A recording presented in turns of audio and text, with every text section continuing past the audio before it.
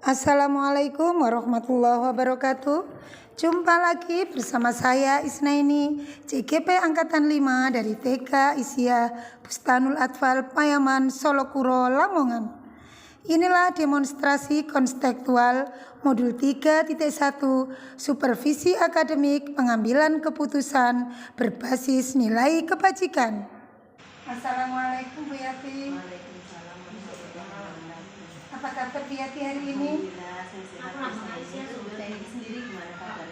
Alhamdulillah saya juga sehat sekali Bu Yati. Bagaimana dengan tugas-tugasnya, lancar semuanya sebagai TGP? Alhamdulillah lancar Bu Yati, walaupun sekarang tugas-tugasnya agak meninggi, tapi alhamdulillah masih bisa menjalankannya.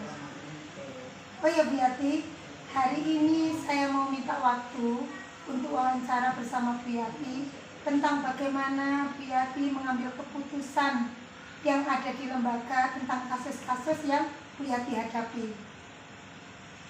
Itu kalau saya boleh tahu itu spesifiknya kasus seperti apa yang mau Bu Isnaini tahu dari saya? Kasus yang menuju ke dilema etika atau kejutan moral Bu. Nanti Bu Yati bisa memberikan gambaran saya tentang bagaimana Bu Yati itu mengambil kasus bisa di teman sejawat atau dari Bu Yati sendiri.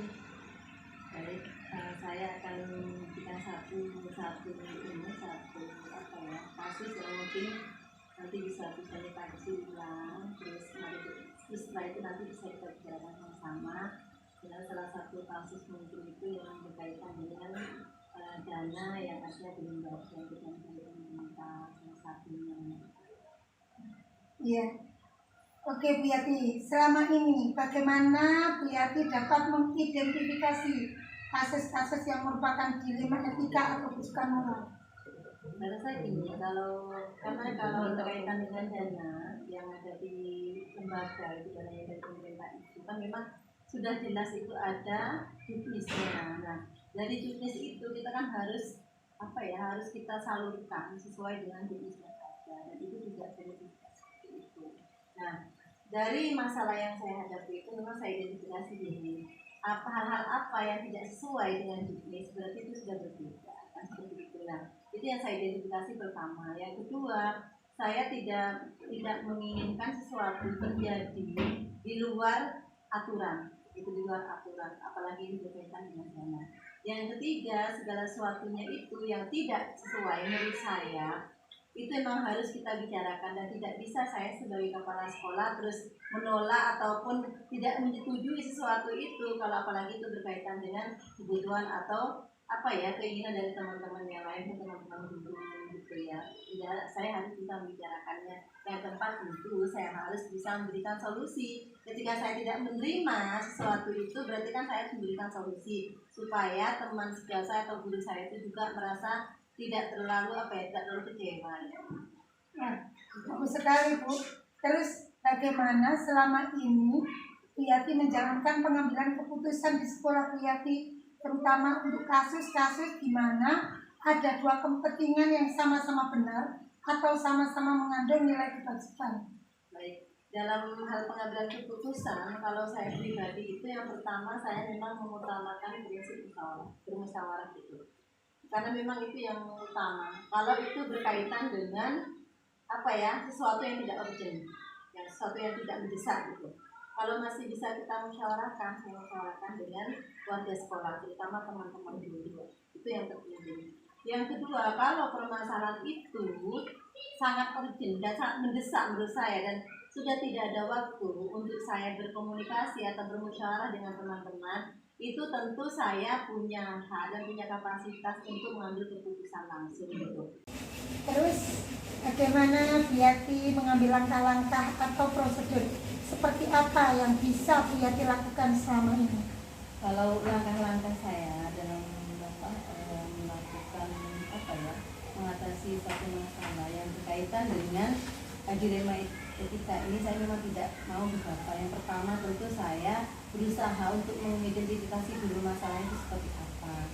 Yang kedua, terus saya kumpulkan dulu dari hasil-hasil yang saya identifikasi, saya kumpulkan dulu supaya nanti tidak ada hal yang yang keliru, yang tidak pas menurut saya seperti itu. Yang ketiga tentu pengembangan. Pengembangan itu bagaimana saya mengambil sikap, bagaimana saya mengolah apa yang sudah saya dapatkan tadi itu saya olah ya dengan dari beberapa sumber juga, misalnya dari teman-teman atau dari lingkungan, dari orang-orang yang ada di lingkungan saya itu. Terus yang keempat tentu saya harus melakukan pemilihan yang mana yang terbaik dan mana yang tidak baik menurut saya itu. Jadi kita sebagai orang dewasa, tentunya saya sebagai kepala sekolah ini saya dituntut untuk bisa atau mampu untuk memilah mana yang harus saya lakukan dan mana yang tidak saya lakukan. Tentunya pertimbangannya untuk kebaikan orang banyak. Oke, terima kasih. Hal-hal apa saja yang selama ini Bu Yati anggap efektif dalam pengambilan keputusan pada kasus-kasus dilema etika? Hal-hal yang paling efektif menurut saya itu ya lebih banyak musyawarah berkomunikasi, lebih banyak menjalin komunikasi. Karena membangun komunikasi itu sangat dibutuhkan dan harus menurut saya. Kenapa? Dengan komunikasi dan banyak komunikasi itu kita akan sama-sama tahu apa yang ada di pikiran kita, di hati kita, begitupun dengan apa yang ada di pikiran orang lain dan apa yang ada di hati orang lain, seperti itu. Jadi kalau saya lebih banyak, yang paling efektif menurut saya itu ya memang lebih banyak berkomunikasi lah. Terus sekali gitu. Hal-hal terus kemudian hal-hal apa saja atau tantangan apa saja yang Bu Yati hadapi dalam pengambilan keputusan pada kasus-kasus dilema etika? Hal-hal yang tantangannya menurut saya itu cukup rumit ya. Kenapa gini? Karena memang kita ini kan manusia yang yang kadang-kadang itu teramat sulit untuk bisa tega gitu.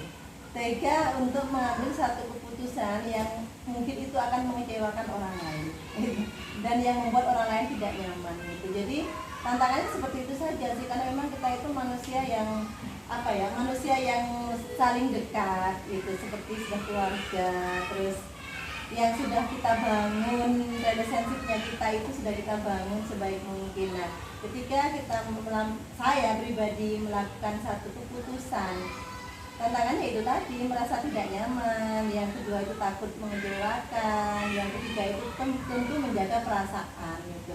Itu yang menjadi tantangan terberat kalau menurut saya sih. Betul sekali, sangat berat memang. Terus apakah ada tata cara atau jadwal tertentu dalam sebuah penyelesaian kasus dilema etika? Apakah Bu Yati langsung menyelesaikan di tempat atau memiliki sebuah jadwal untuk menyelesaikannya? Bentuk atau prosedur seperti apa yang Bu Yati jalankan? Kalau untuk menyelesaikan satu masalah itu tidak ada jadwal tertentu. Kenapa? Karena kita kan juga harus melihat kasusnya seperti apa gitu.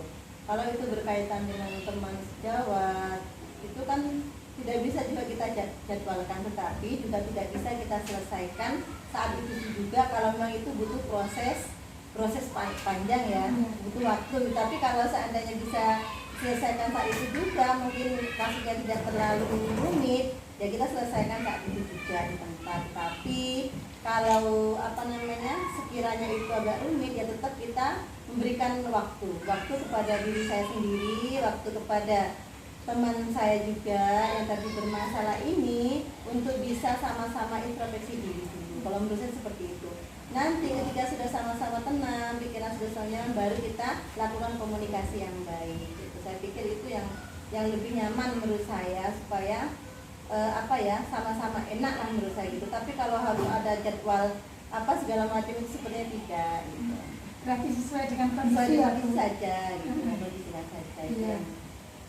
Terus adakah seseorang atau faktor-faktor apa yang selama ini mempermudah atau membantu Bu Yati dalam pengambilan keputusan dalam kasus-kasus dilema etika?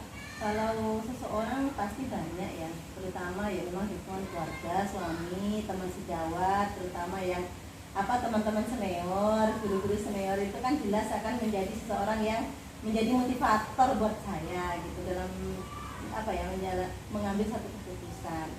Karena kan menurut saya pertimbangan dari orang yang lebih dewasa itu menurut saya sampai sekitar mencapai 50% lah untuk bisa saya pertimbangkan gitu kalau mengambil keputusan. Terus itu jadi orang-orang yang lebih tua, lebih senior, keluarga itu punya peran buat saya gitu, supaya saya juga lebih matang dan lebih bijak dalam mengambil keputusan.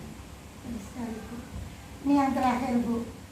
Dari semua hal yang telah Ibu sampaikan, pembelajaran apa yang dapat Ibu petik dari pengalaman Ibu mengambil keputusan dilema etika?